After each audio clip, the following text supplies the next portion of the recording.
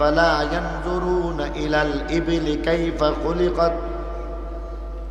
উটের দিকে দেখো, উটের মধ্যেই আমি আল্লাহ রাব্বুল আলামিন কুদরত রেখে দিয়েছি। উটের মধ্যেই আমি আল্লাহর কুদরতকে যদি বুঝতে পারো, মহান আল্লাহ রাব্বুল আলামিনকে তোমরা অবশ্যই চিনতে পারবা। ওয়া ইলাস সামাই কাইফা রুফিআত। আকাশের দিকে তাকাও, আকাশের দিকে তাকাইয়া যদি তুমি আকাশের মধ্যে আল্লাহর কুদরতকে দেখতে পারো, বুঝতে পারো, তুমি তোমার মালিককে চিনবা। ওয়া ইলাল জিবালি কাইফা নুসিবাত। পাহাড়ের মধ্যে আল্লাহর কুদরত নিয়ে গবেষণা করো, আল্লাহকে চিনতে পারবা। ওয়া ইলাল আরদি কাইফা সুতিহাত। অনুরূপভাবে জমিনের দিকে তাকাইয়া দেখো, তুমি তোমার মালিককে চিনতে পারবা। ওয়া ইলাল আরদি কাইফা সুতিহাত ফাযাক্কির ইন্নামা আনতা মুযাক্কির লাস্তা আলাইহিম বিমুসাইতির ইল্লা মান তাওয়াল্লা ওয়া কাফার ফায়ুআযযিবুহু আল্লাহুল আযাবাল আকবার ইন্না ইলাইনা ইয়াবাহুম সুম্মা ইন্না আলাইনা হিসাবাহুম। আসমানের দিকে তাকায় দেখো, আসমানের নিচে নিচে চন্দ্র দেখো, সূর্য দেখো, গ্রহ তারা, নক্ষত্র, গ্যালাক্সি গ্যালাক্সি গুচ্ছ দেখো। আর ধস হয় পার্বত্য চট্টগ্রাম এবং চট্টগ্রামের মধ্যে প্রায় প্রতি বছর পাহাড় ধসের মতো এমন বিপদ আপদ আমাদেরকে দেখতে হচ্ছে, কারণ পাহাড় কেটে কেটে সাবার। তাহলে এটাও একটা কুদরত। এই পাহাড়ের মাধ্যমে জমিনকে আল্লাহ তাআলা স্থিতিশীল করে দিয়েছে। পাহাড়ের মধ্যে আল্লাহ তাআলা খনিজ সম্পদ দিয়ে দিয়েছেন। পাহাড়ের মধ্যে স্বর্ণ, পাহাড়ের মধ্যে রূপা, পাহাড়ের মধ্যে পেট্রোল দিয়ে দিয়েছেন। পাহাড়ের মধ্যে আল্লাহ তাআলা কয়লা দিয়ে দিয়েছেন। পাহাড়ের মধ্যে আল্লাহ তাআলা শ্বেত পাথর দিয়ে দিয়েছেন। পাহাড়ের মধ্যে আল্লাহ রাব্বুল আলামিন এমন সব মহামূল্যবান খনিজ সম্পদ, ধাতব সম্পদ আল্লাহ সেখানের মধ্যে দিয়েছেন, যার কারণে যেখানে পাহাড় আছে সেই দেশ অনেক অনেক সমৃদ্ধশালী হয়েছে। হিন্দুস্তানের মধ্যে পাহাড় আছে, পাহাড় যে পরিমাণ আছে, শুধু যে পাথরগুলি বিক্রি হচ্ছে, এই পাথর বিক্রি করে হিন্দুস্তানের মানুষ সারা জীবন চলতে পারে। আফগানিস্তানের পাহাড় আছে, পাথর বিক্রি করে সারাটা জীবন তারা চলতে পারবে। রাশিয়ার মধ্যে পাহাড়, পাথর বিক্রি করে সারা জীবন চালানো সম্ভব। সৌদি আরবের মধ্যে পাহাড়, এখানের মধ্যে তো দামি জিনিস, সেখানের মধ্যে আল্লাহ স্বর্ণ দিয়ে দিয়েছেন, কত দামি জিনিস। আল্লাহ রাব্বুল আলামিন রূপা দিয়ে দিয়েছেন, আল্লাহ পেট্রোল দিয়ে দিয়েছেন। এই পেট্রোল সারা পৃথিবী সৌদি আরবের পেট্রোলের দিকে তাকায় থাকে। সৌদি আরব যদি পেট্রোল বন্ধ করে দেয়, তেল যদি বন্ধ করে দেয়, তাহলে দেখা যাবে সব শেষ হয়ে গেছে। পাহাড়ের মধ্যে গ্যাস আছে, গ্যাসের মতো মহামূল্যবান কাতারের বিশাল বিশাল পাহাড়, সেই পাহাড়ের মধ্যে গ্যাস আছে। এমনকি সেই কাতার থেকে বর্তমানে বাংলাদেশে গ্যাস আমদানি করতেছে। এই কারণে আল্লাহ বলতেছেন ওয়া ইলাল জিবালি কাইফা নুসিবাত। দেখো কেমনে আমি আল্লাহ পাহাড়কে আমি এইভাবে পুথিত করলাম, গেড়ে দিলাম। এই পাহাড়ের মধ্যে আমার কুদরত খুঁজে খুঁজে দেখো, একে একে অনেকগুলো কুদরত খুঁজে পাও। কিছু তোমরা বুঝতে পাইছো, আর বাকিটা আমি আল্লাহ বলি নাই, আমি আল্লাহ ঢেকে রাখছি। পাহাড়ের মধ্যে যে ধুলি কণা আছে, এটাও মূল্যবান। এমন বালুর যে কণিকা আছে, সেই বালুর কণিকাগুলি, এগুলি আজকে এমন হয়ে গেছে যে অ্যাটম বম ব্যবহার করার ক্ষেত্রে এগুলির কাজে লাগে। ওয়া ইলাল জিবালি কাইফা নুসিবাত ওয়া ইলাল আরদি কাইফা সুতিহাত। দেখো জমিনকে আমি আল্লাহ কেমনে বিছায় দিলাম। জমিনের মধ্যে আল্লাহর কুদরত কেমনে। যারা ভূমি নিয়ে গবেষণা করতেছে, ওনারা বলেন পৃথিবীর মধ্যে মাত্র 2.5% জমিনের মধ্যে ফসল হয়। ধরে নিলাম 3%, তাহলে সারা পৃথিবীর মধ্যে যেই পরিমাণ স্থলভাগ আছে তার মধ্যে মাত্র 3 ভাগ ধরলাম। তিন ভাগের মধ্যে আল্লাহ তাআলা আজকের বিশ্বের মধ্যে প্রায় 800 কোটি মানুষ, 700 কোটির বেশি, 800 কোটি মানুষের রিজিকের ব্যবস্থা আল্লাহ তাআলা মাত্র 3 ভাগ জমিনের ফসলের দ্বারা করতেছে। সুবহানাল্লাহ বলতে ইচ্ছা করে না? এরপরে আমরা ফ্যামিলি প্ল্যানিং নিয়ে থাকি যে সর্বনাশ, সন্তান যদি বলে যে ছেলে হোক মেয়ে হোক 2টি সন্তান যথেষ্ট। আবার মাঝে মধ্যে এটাও বলে যে 2টি সন্তানের বেশি নয়, 1টি হলে ভালো হয়। 2টি সন্তানের বেশি নয়, 1টি হলে ভালো হয়। কেন? বলে খাওয়াইবা কই? আজকে আমার আল্লাহ রাব্বুল আলামিন মাত্র 3 ভাগ, 2.5 ভাগ তো বলছে, আমি আরো একটু 50% বাড়াই দিলাম। মাত্র 3 ভাগ জমিনের মধ্যে আল্লাহ তাআলা এমন ব্যবস্থা রাখছেন যেখানের মধ্যে 700 কোটি মানুষের চাউলের ব্যবস্থা, ডালের ব্যবস্থা, পেঁয়াজের ব্যবস্থা, আদার ব্যবস্থা, লেবুর ব্যবস্থা, সবজির ব্যবস্থা। মাত্র 3 ভাগ জমিনের মধ্য থেকে ভুট্টা হইতেছে, গম হইতেছে, আটা হইতেছে। মাত্র 3 ভাগের মধ্যে আমার আপনার ফসল, যত ধরনের ফসল, ফল ফলাদি সবকিছু হইতেছে। এরপরও দুশ্চিন্তা, না জানি খাবারের অভাব লাগে, খাদ্যের ঘাটতি। ও মুসলমান, 100 ভাগ লাগবে না, 10 ভাগ জমিনকে কাজে লাগাও। এই 10 ভাগ জমিনের ফসল বর্তমান বিশ্বের মানুষ খাইবে দূরের কথা, যেই পরিমাণ মানুষ আছে তার 3 গুণ মানুষ খেয়ে শেষ করতে পারবে না। তাহলে জমিনের মধ্যে আল্লাহর কুদরত আছে না নাই? জমিনের মধ্যে আল্লাহর কুদরত। ওয়াইলাল আরদি কাইফা সুতিহাত, জমিনের মধ্যে দেখো মহান আল্লাহ রাব্বুল আলামিন, তাকে চিনবার মতো অনেক খোরাক, চিন্তার খোরাক তোমার রয়েছে। এই কারণে আল্লাহ 4টা কুদরতের কথা বললেন। আফালা ইয়ানজুরুনা ইলাল ইবলি কাইফা খুলিকাত, উটের দিকে দেখো, উটের মধ্যেই আমি আল্লাহ রাব্বুল আলামিন কুদরত রেখে দিয়েছি।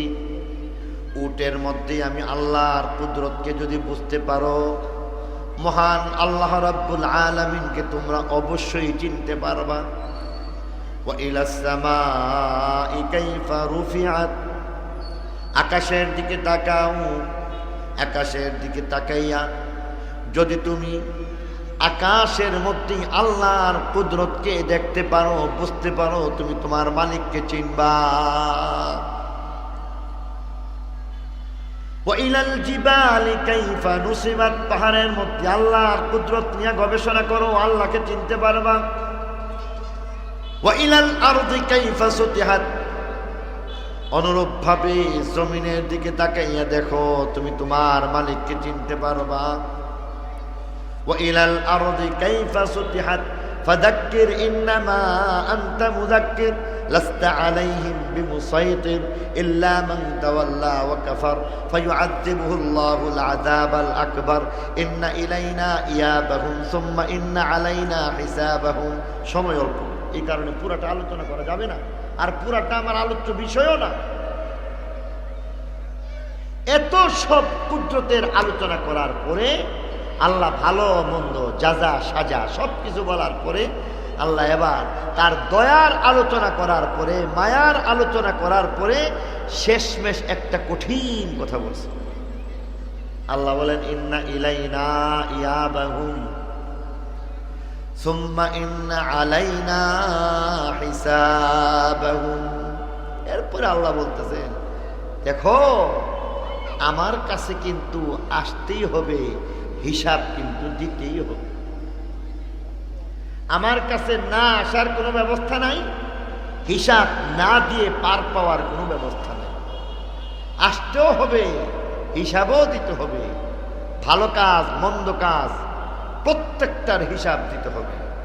ভালো কাজ করছো, মন্দ কাজ করছো, মন্দ কাজ কেন করলা হিসাব দিয়া দাও।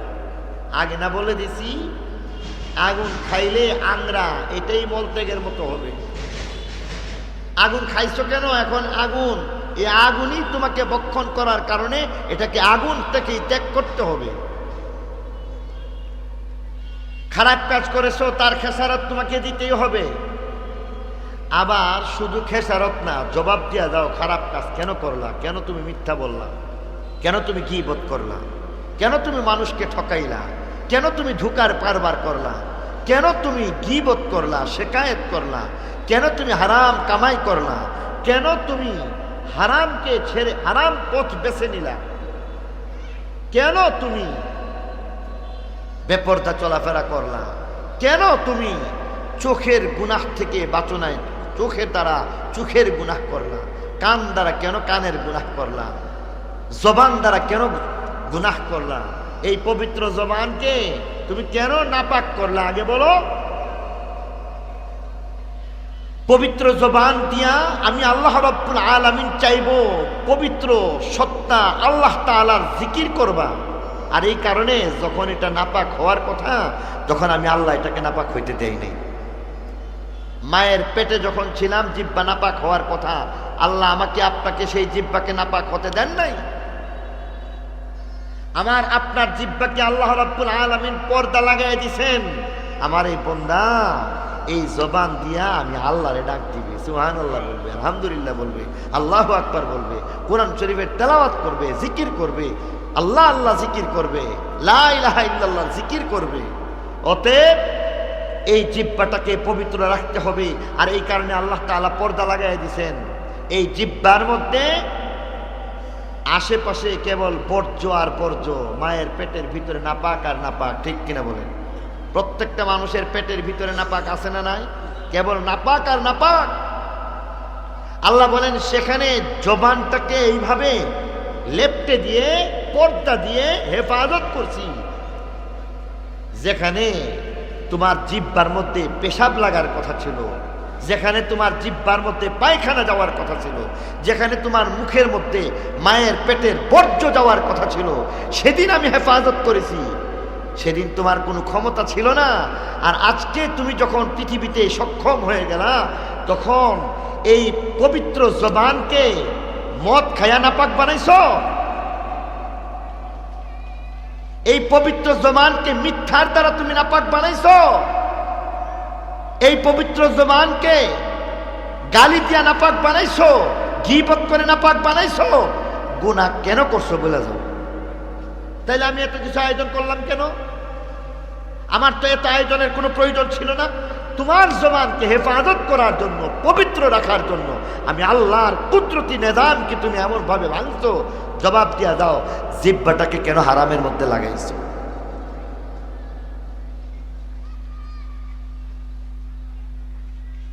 ফাযাক্কির ইন্নামা আনতা মুযাক্কির লাস্তা আলাইহিম বিমুসাইতির। ফাযাক্কির ইন্নামা আনতা মুযাক্কিরুন লাস্তা আলাইহিম বিমুসাইতির। আমার আল্লাহ বলেন এসব কিছুকে নিয়ে আলাপ আলোচনা করো, গবেষণা করো, চিন্তা করো। চিন্তার অনেক খোরাক হয়ে গেছে। শেষ কথা, কঠিন কথা বলেন আমার আল্লাহ। আমার আল্লাহ একটু পরে বলতেছেন ইন্না ইলাইনা ইয়াবাহুম সুম্মা ইন্না আলাইনা হিসাবাহুম। খারাপ কাজ কেন করলা, জবাব দিয়া যাও। বলতে পারেন ভালো কাজ, বলে ভালো কাজেরও জবাব দেওয়া লাগবে। ভালো কাজের আবার জবাব কেমনে দেওয়া লাগবে? আমার আল্লাহ বলেন ভালো কাজ তুমি কেমনে করলা হিসাব দেও। তুমি একটা নামাজ পড়েছো, ইবাদত বন্দেগী করেছো, ওয়াজ মাহফিলের মধ্যে গেছো, আল্লাহর রাস্তার মধ্যে দান খায়রাত করছো, জিকির করছো, দরুদ শরীফ পড়ছো, কালিমা শরীফের জিকির করছো। তুমি এমন ভাবে নেক আমলের মধ্যে নিজের জীবনটাকে এমন ভাবে পার করেছো, ভালো কথা। সৎভাবে ব্যবসা করেছো, অসুবিধা নাই। এবার বলো, তুমি যে 5 ওয়াক্ত নামাজ পড়লা, এই নামাজের মধ্যে তুমি একমাত্র আল্লাহর সন্তুষ্টির জন্য পড়লা নাকি মানুষকে দেখাইলা? যদি আল্লাহর সন্তুষ্টির জন্য পড়ে থাকো, তাহলে এবার তুমি বলো তোমার নামাজের মধ্যে শুদ্ধ নাকি ভুল হয়ে গেছে? শুদ্ধ নাকি ভুল আগে বলো। ভুল হয়ে থাকলে চেষ্টা তুমি করলা নাকি করলা না বলো। চেষ্টা যদি করে থাকো, তাহলে এবার তুমি বলো লোক দেখানোর জন্য করলা নাকি সামাজিকভাবে নামাজি বলার জন্য তুমি নামাজ পড়লা। আজকে তুমি যদি মনে করো সামাজিক নামাজি, তাহলে হবে না। তুমি যদি মনে করো নামাজ না পড়লে আমার লিডারশিপ চলে যাবে, তাহলে হবে না। তুমি যদি মনে করো তুমি মেম্বার হওয়ার জন্য নামাজ পড়তেছো, তুমি যদি মনে করো সমাজপতি হওয়ার জন্য নামাজ পড়তেছো, নেক আমল যদি করতেছো, তাহলে এটাই আমার সামনে ধরা খাইবা। নামাজ পড়বা, নামাজ পড়ার পরও তুমি এমনভাবে জাহান্নামী হইয়া যাইবা, তাহাজ্জুদ পড়ার পরও তুমি জাহান্নামী হইয়া যাইবা। আল্লাহ বলেন ইন্না ইলাইনা ইয়াবাহুম সুম্মা ইন্না আলাইনা হিসাবাহুম। হিসাব দেওয়া লাগবে, ভালো কাজের হিসাব দেওয়া লাগবে, মন্দ কাজেরও হিসাব দেওয়া লাগবে। একটা হিসাব অবশ্যই তোমাকে দেওয়া লাগবে। হিসাব না দিয়া একটা কদম তুমি সামনে যাওয়ার ক্ষমতা রাখো না। একটা কদম সামনে দিতে পারো। মেরে মোহতারাম দোস্ত বুজুর্গ, আজকের যে মাহফিল, এটার মধ্যে বিশেষভাবে অনুরোধ করব, বক্তা শ্রোতা আয়োজক সবাইকে বলবো, পঞ্চায়েত কমিটি না, সারা দুনিয়ার যত এমন আয়োজক আছে সবার সাথে আমার সাথে আপনি, তাহলে আমি আপনি আয়োজক বক্তা শ্রোতা সবাই একটু চিন্তা করা দরকার আয়োজনটা কেন করলাম। আপনি যদি মনে করেন আয়োজন করছি হুজুর মানুষ জমছে না, গেল আপনার হাজার টাকা লক্ষ টাকা বিফলে চলে গেল। আর আপনি যদি মনে করেন হুজুর আয়োজন করছি ঢাকার থেকে এমন মৌলবী আনছি, আর এই মৌলবী ছুটে ঈদগাহ মাঠ ভরে গেছে গা, পঞ্চায়েত কমিটির মধ্যে কি পরিমাণ মানুষ হয় এটা কেউ কল্পনা করতে পারবে না। ব্রাহ্মণবাড়িয়ার মধ্যে সর্ববৃহৎ জনবল সংবলিত বিরাট একটা জনসভা আমরা করি, তাহলে বোঝা গেল এই আমরা করির মধ্যেই সমস্যা, ঠিক কিনা বলেন? তাহলে এই সব কিছুর পিছনে থাকতে হবে লিল্লাহ। কি বলেন? আমি যে বলছি এটা কার জন্য? আপনারা শুনছেন কার জন্য? বক্তা বলবে আল্লাহর জন্য, শ্রোতা শুনবে আল্লাহর জন্য, আয়োজক আয়োজন করবে আল্লাহর জন্য। আর এখন বেশিরভাগ বক্তার মধ্যে দেখা যায় এখলাসের ঘাটতি, শ্রোতার মধ্যে এখলাসের ঘাটতি, বেশিরভাগ আয়োজকের মধ্যে এখলাসের ঘাটতি। লোক জমানোর জন্য, মানুষকে দেখানোর জন্য এই সমস্ত ইবাদত বন্দেগী, যার কারণে হেদায়েত হয় না।